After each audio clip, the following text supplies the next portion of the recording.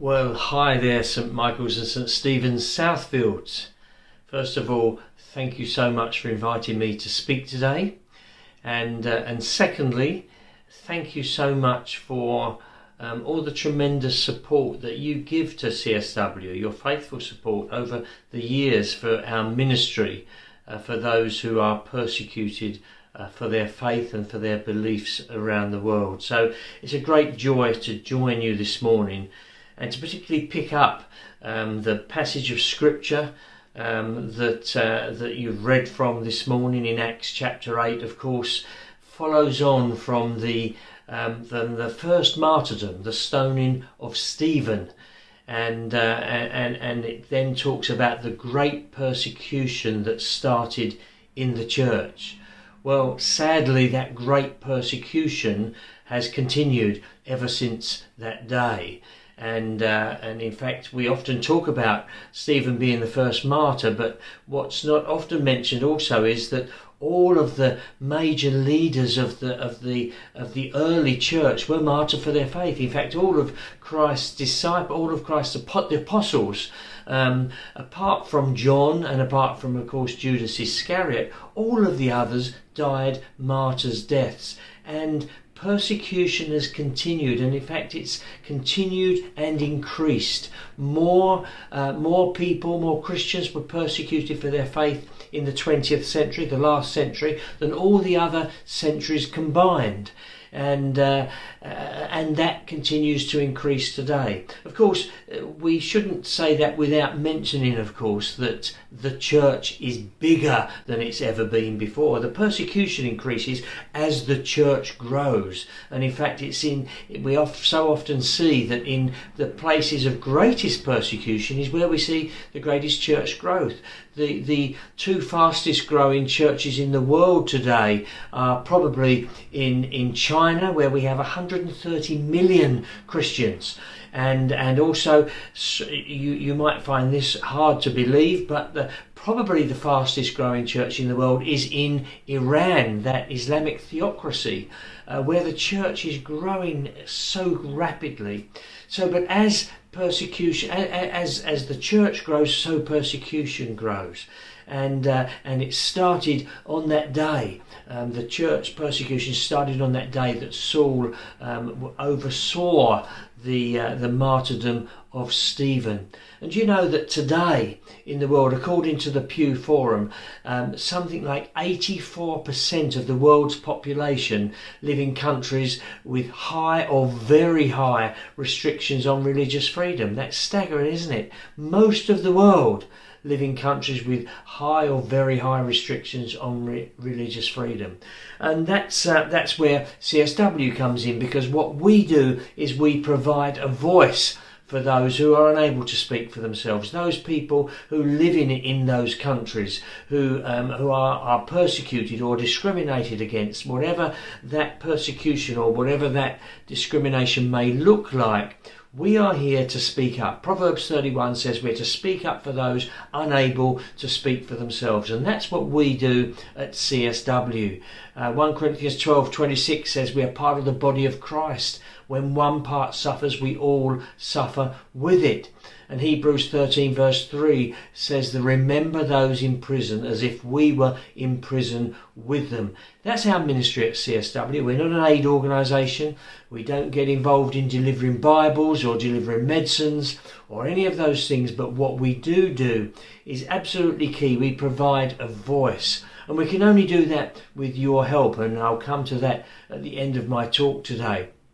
But we work in Parliament, we work at the United Nations where we have status, we work on Capitol Hill, and we work at the EU and other advocacy arenas around the world, magnifying the voices of those that are suffering in the world today. And you know, we started off our ministry over 40 years ago, 42 years ago in fact, When I started CSW with a couple of MP friends, interestingly, from a theological perspective, I'm a Pentecostal, and the two MPs that started it with me, one was a Catholic and one was the Grand Master of the World Orange Order, a Protestant Unionist. What a great breadth of Christianity, if you like. But I guess you would know by the fact that CSW is still in existence that we didn't really talk about theology. Otherwise, we probably wouldn't still be here. But we were passionate about providing a voice. And in those days, 1979, this was all about Christian persecution in Eastern Europe, in the old Eastern Bloc countries.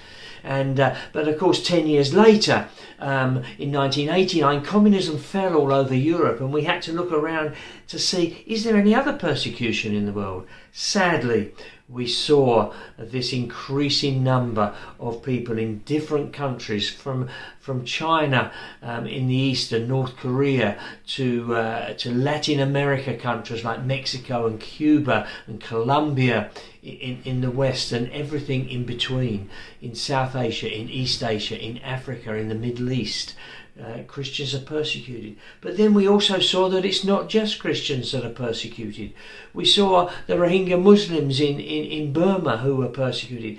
So as we are Christians, does that mean we should only speak up for Christians? Well, I don't think so.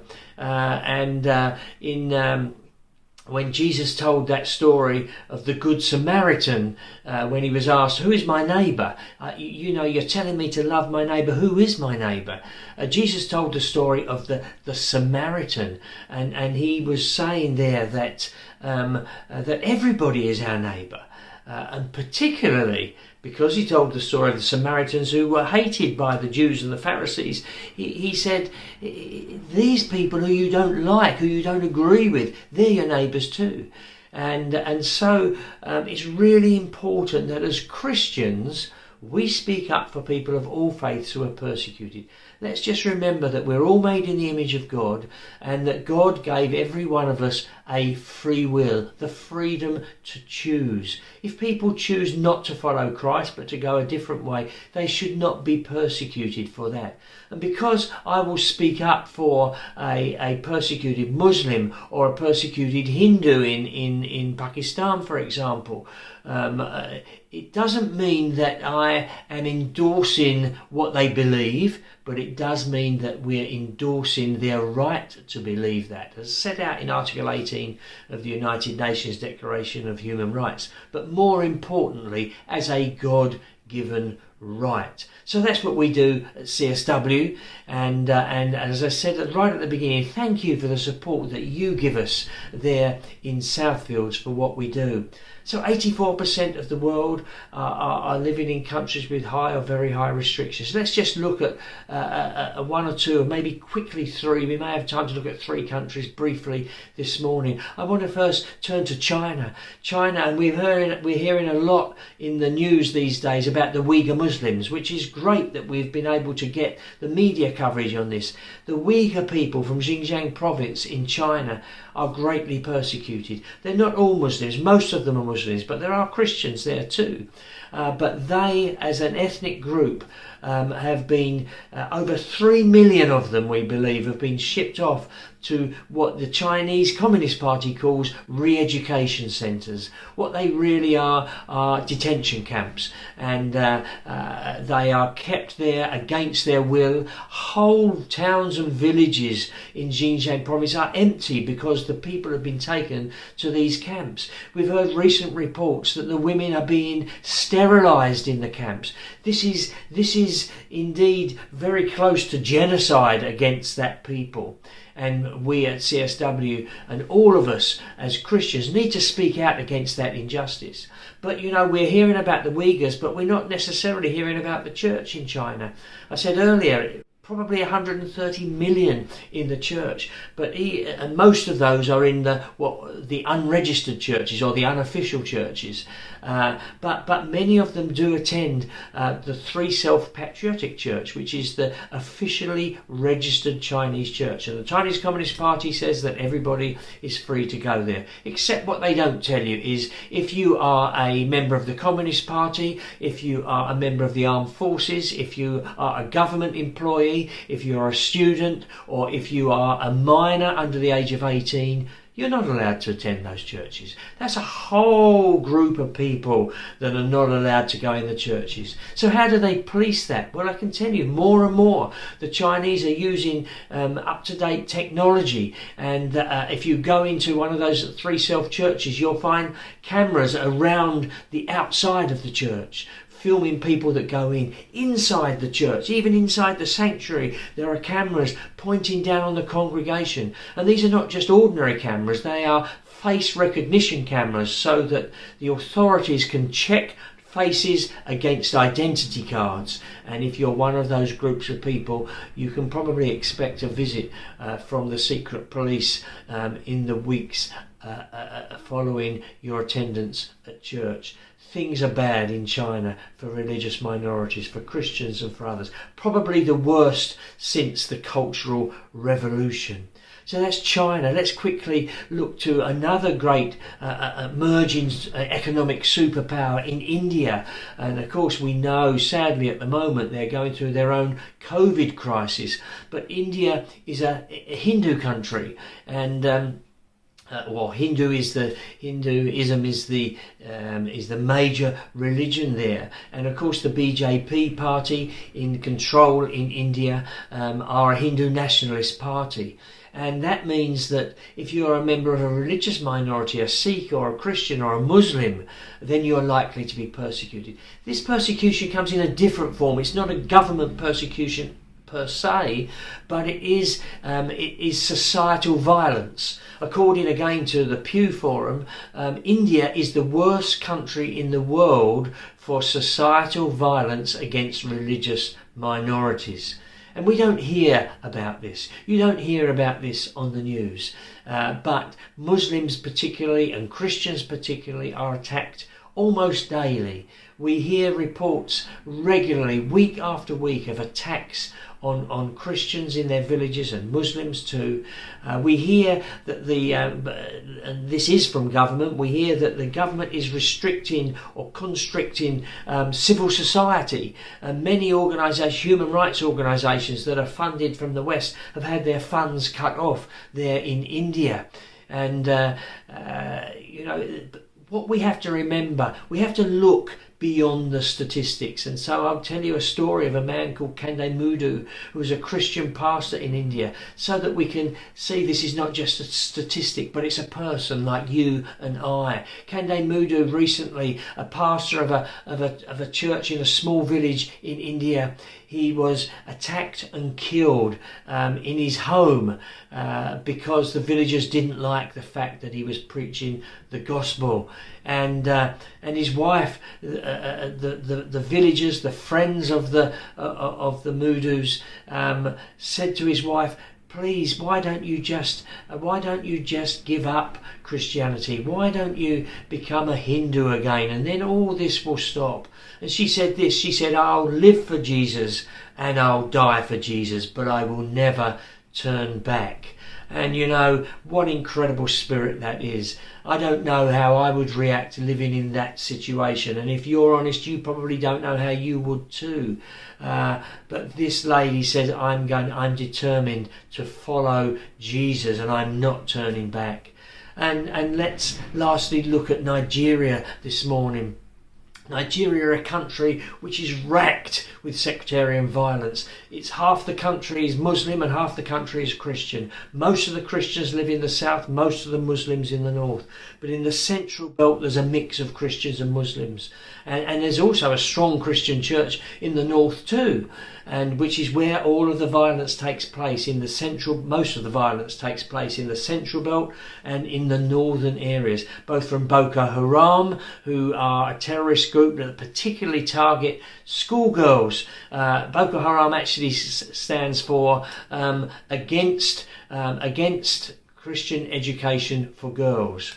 And so we've heard various stories of kidnappings. I'll tell you one in a minute. But we also have ISWAP, which is the Islamic State for West Africa.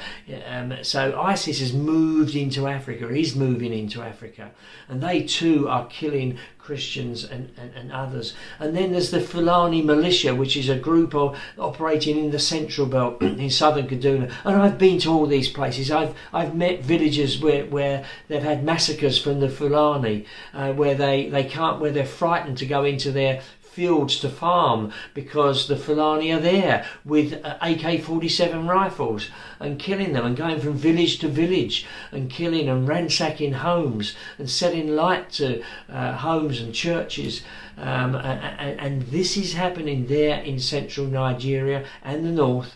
And not many people know about it. Not many people, even our own government and even the American government, are kind of blind to what's going on. I want to say this morning, we need to continually speak up about this. We need to continually raise our voices about this, because this could be, and I'm serious when I say this could be the next Rwanda if we don't see a change there in Nigeria. If we don't see a President Buhari in Nigeria, he needs to get a grip of the terrible lax security situation there. So first of all, we can pray. And this is so important. Prayer is absolutely vital, and you'll find if you go on to, in fact, you can sign up to receive a regular prayer letter from us. It comes out on a Saturday morning. You can pray and you can take the prayer requests to your church on Sunday morning, so that there's a culture of praying for those who are persecuted. You can protest. If you go onto our website at csw.org.uk, you'll find there ways in which you can send letters to your members of parliament or to ambassadors raising these issues. Really important to do this, because it does make a difference. It helps us in our work. If we go and speak to an MP and he's had lots of letters from his constituents, that will make it more likely that he will raise these issues in the House and raise them with ministers in Parliament. So we can pray, we can protest, we can provide. Thank you for your provision to our organisation. Thank you for the finance that you give to us. But you can provide in another way too. You can write letters of encouragement. We have a resource called Connect and Encourage, and you can get that on our website. And it's an address book where you can write letters and cards to people to say, we're praying for you. It does make a difference. Friends at St Michael's and St Stephen's Southfields, let me just finish this morning by saying this. Please don't forget what I've told you this morning. Please, let's be prepared to stand up and speak out. I'm going to read a very, very tiny extract to finish this morning from a pastor, Erwin Lutzer, who is a very old man now. In fact, he might not even be alive, I'm not sure, but he wrote a book about his experiences in the war. He was a boy in the war in Germany, and this is what he wrote. He said, a railroad track ran behind our small church, and each Sunday morning we could hear the whistle in the distance, and then the wheels coming over the tracks. We became disturbed when we heard the cries coming from the train as it passed by. We realised that it was carrying Jews like cattle in the cars. Week after week the whistle would blow. We dreaded to hear the sound of those wheels because we knew that we would hear the cries of the Jews en route to death camp. Their screams tormented us. We knew the time the train was coming each week, and when we heard the whistle blow, we began singing hymns. By the time the train came past the church, we were singing at the top of our voices. If we heard the screams, we simply sang more loudly, and soon we heard the screams no more. Although years have passed, I still hear that train whistle in my sleep. God forgive me, and God forgive all of us who called ourselves Christians and yet did nothing to intervene. Friends, this morning, silence is not an option. Let's be prepared to stand up and speak out against all of this injustice. Thank you so much, and God bless you.